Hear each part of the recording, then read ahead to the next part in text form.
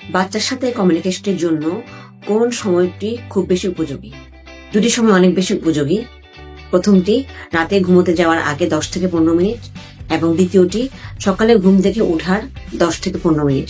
এই দুটি সময় আমরা বাচ্চাদের সাথে অনেক বেশি ইফেক্টিভ কথাবার্তা বলে, তাদের এনকারেজ করার মতো ওয়ার্ড ইউজ করে বা তাদের নলেজ বিল্ড হয় এ ধরনের কথাগুলো বলে তাদের সাথে কমিউনিকেট করার চেষ্টা করবো, যেটা তাদেরকে চারিত্রিক বৈশিষ্ট্য, তাদের মেন্টাল হেলথ, তাদের ইমোশনাল হেলথ, এই জিনিসগুলোকে অনেক বেশি ভালো রাখবে। রাতে ঘুমোতে যাওয়ার সময় আমরা তাদের সাথে তাদের সারাদিনের কাজ বা ঘটনাগুলো, যেখান থেকে তাদের শিক্ষণীয় কিছু আছে সেই বিষয় নিয়ে কথা বলতে পারি অল্প পরিসরে, অথবা আমরা শিশুপাতি সম্পর্কে বা তাদের কোনো ম্যানার সম্পর্কে শিখাতে পারি।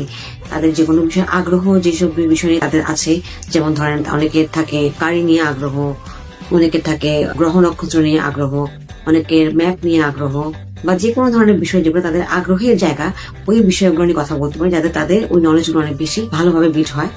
এবং সকালে ঘুম থেকে ওঠার যে সময়টা, পরের সময়টা, ওই সময়টাতে আমরা বাচ্চাদেরকে তাদের ভালো ভালো গুণগুলো নিয়ে এনকারেজ করতে পারি। আমরা তাদের কাছ থেকে কি ভালো জিনিস আশা করি এটা নিয়ে তাদেরকে এনকারেজ করতে পারি এবং তাদেরকে উৎসাহ দিতে পারি তার জন্য এই জিনিসগুলো করে দিনটা শুরু করে। এভাবে তাদেরকে এনকারেজ করে তাদের সকালের সময়টা আমরা শুরু করতে পারি।